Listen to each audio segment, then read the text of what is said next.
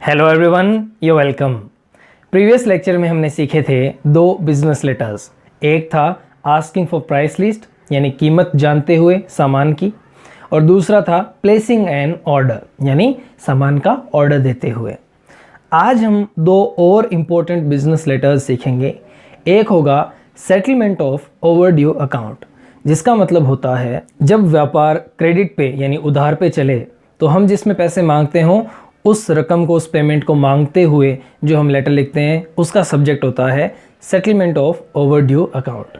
दूसरा लेटर हम लिखेंगे कैंसलेशन ऑफ ऑर्डर, जिसका मतलब होता है हमने ऑर्डर दिया लेकिन हमारे पास माल पहुंचने से पहले हम अगर उसे किसी भी वजह से कैंसिल करना चाहें हमारे ऑर्डर को, तब हम लेटर कैसे लिखेंगे, उसमें क्या रीज़न मेंशन करेंगे। तो चलिए लिखते हैं, उसके बाद में लिखने के बाद में ईजिली इनको एक साथ समझेंगे, ठीक है।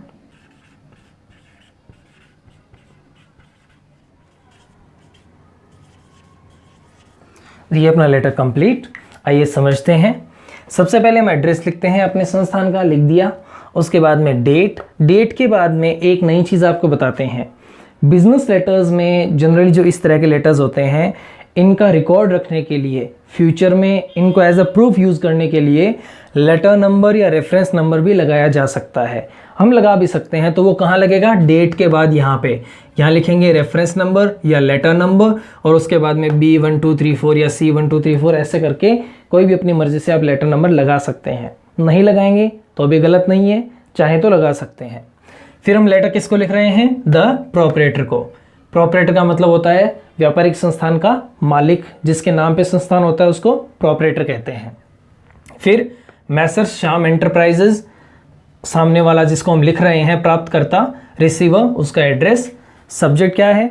सेटलमेंट ऑफ ओवरड्यू अकाउंट, यानी अकाउंट में जो बकाया राशि है उसके सेटलमेंट के लिए हम लेटर लिख रहे हैं।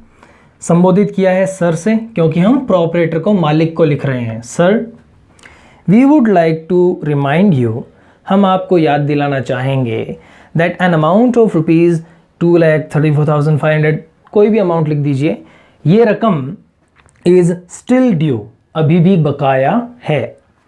It has been a long time, बहुत लंबा समय हो गया है, since you made the last payment, आखिरी पेमेंट जब आपने किया था, भुगतान किया था, लंबा समय हो गया है उस बात को। We have sent you several reminders, हमने आपको कई रिमाइंडर्स यानी पत्र भेजे, संदेश भेजे, याद दिलाया। But we did not get any favourable reply, लेकिन हमें कोई सकारात्मक जवाब नहीं मिला। फिर बात चेंज करके लिख रहे हैं, देयरफॉर, इसीलिए, वी अगेन रिक्वेस्ट यू, हम आपसे निवेदन करते हैं, टू पे द ड्यू अमाउंट, बकाया राशि को आप जल्दी से दे दें या भुगतान कर दें, एंड सेटल द अकाउंट, और अकाउंट को सेटल करें एज सुन एज पॉसिबल, जितना जल्दी संभव हो सके उतना जल्दी। अदरवाइज, अब आप वार्निंग देंगे, अन्यथा वी विल बी अब्लाइज्ड, हम मजबूर हो जाएंगे, टू टेक लीगल एक्शन, कानूनी कदम उठाने पर मजबूर हो जाएंगे। We await a prompt and positive reply, जब हमें किसी से सकारात्मक जवाब या फिर जल्दी जवाब चाहिए हो तो हम मैसेज की एंडिंग इस लाइन से कर सकते हैं कि हमें आपसे शीघ्र और सकारात्मक जवाब की प्रतीक्षा है। फिर मैसेज की एंडिंग क्या होती है? थैंकिंग यू, जगह छोड़ के yours faithfully.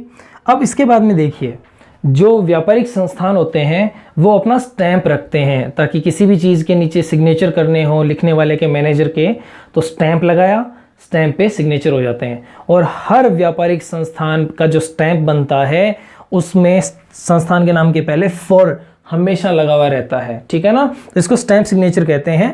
For Messrs Azad traders, हमारा संस्थान है मैसर्स आजाद ट्रेडर्स, तो हम ऐसे भी लिख सकते हैं, योर्स फेथफुली के बाद में सीधा नाम के बाद में आपके पद का नाम आ जाएगा, ऐसा भी लिख सकते हैं। अदरवाइज पहले आप फॉर लगा के फिर से अपने संस्थान का नाम लिखें, फिर आप सिग्नेचर कर दें, और सिग्नेचर के बाद में आपके पद का नाम आ जाएगा, जो भी मैनेजर है, जो भी है, ठीक है। सो नोट कर लीजिए। उसके बाद बढ़ते हैं नेक्स्ट लेटर की ओर।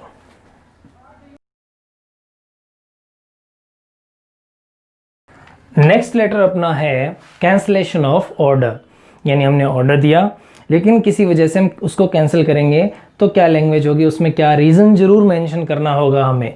तो चलिए लिखते हैं, उसके बाद इसको सिंपली समझेंगे।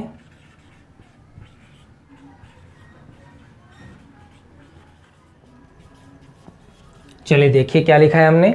सबसे पहले एड्रेस, उसके बाद में डेट, और डेट के बाद में लेटर नंबर। लेटर नंबर की जगह आप रेफरेंस नंबर लिख दीजिए, एक ही बात है।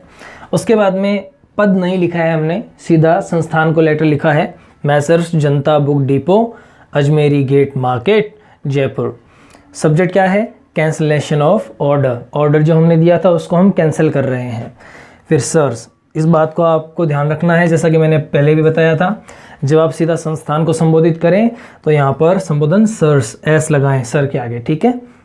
क्या लिखा है, this is with the reference to our order dated 15 August 2020। यानी जब आप किसी प्रीवियस चीज़ को जो आपने भेजी है, बताई है, उसी के संदर्भ में कोई नई चीज़ या नया लेटर लिखते हैं तो आपको शुरुआत उसी के संदर्भ से, उसी के रेफरेंस से करनी होती है।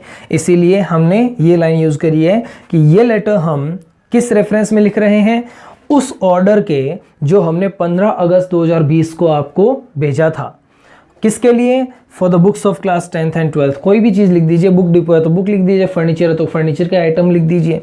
तो उस आइटम के लिए जो 15 अगस्त को हमने ऑर्डर दिया था उसके संदर्भ में ये लेटर हम लिख रहे हैं। आगे क्या लिखा है कि वी मेंशन्ड क्लियरली, हमने उस ऑर्डर के साथ उस लेटर में क्लियरली मेंशन किया था, साफ तौर पर बताया था कि we must get the delivery of the consignment before 22 August 2020। यानी हमने क्लियरली बोला था कि 22 अगस्त से पहले पहले हमारे पास डिलीवरी आ जानी चाहिए सामान की, but we have not received it या we have not received the consignment yet. लेकिन अभी तक आज 25 अगस्त मान लिया, तो आज तक हमें वो डिलीवरी नहीं मिली है, हमें हमारा सामान नहीं मिला है। Therefore, इसीलिए द ऑर्डर नंबर 17, ऑर्डर का नंबर दे दीजिए कोई भी अपनी मर्जी से, ऑर्डर नंबर 17 जो हमने 15 अगस्त को भेजा था वो स्टैंड्स कैंसल्ड। ये लैंग्वेज यूज कर लें कि स्टैंड्स कैंसल्ड यानी अपने आप कैंसिल हो गया है वो, सो काइंडली, इसलिए कृपया करके कैंसिल है वो ऑर्डर, हमारा वो ऑर्डर आप कैंसिल कर दीजिए। We hope to deal with you in future, भविष्य में आपसे हम जरूर लेन देन करेंगे, लेकिन वो ऑर्डर हमारा कैंसिल है, उसका रीज़न भी हमने बता दिया है। तो कैंसिलेशन ऑफ ऑर्डर में आपको रीज़न जरूर बताना होता है। फिर थैंकिंग यू, और हमें जवाब तो चाहिए नहीं, तो we await your prompt reply वाली लाइन नहीं आएगी। फिर योर्स फेथफुली, और जैसा कि प्रीवियस लेटर में हमने स्टैंप वाले मेथड से सिग्नेचर किए थे, तो फॉर अपने संस्थान का नाम है भारत बुक डिपो, और फिर आपका नाम आ जाएगा और नीचे आप ऑपरेटर हो, मैनेजर हो, जो भी हो आपका पद आ जाएगा, ठीक है। तो ये थे हमारे आज 2 इम्पोर्टेंट बिजनेस लेटर्स। मिलते हैं अगली क्लास में, इसको नोट कर लीजिए। तब तक के लिए टेक केयर, बाय बाय।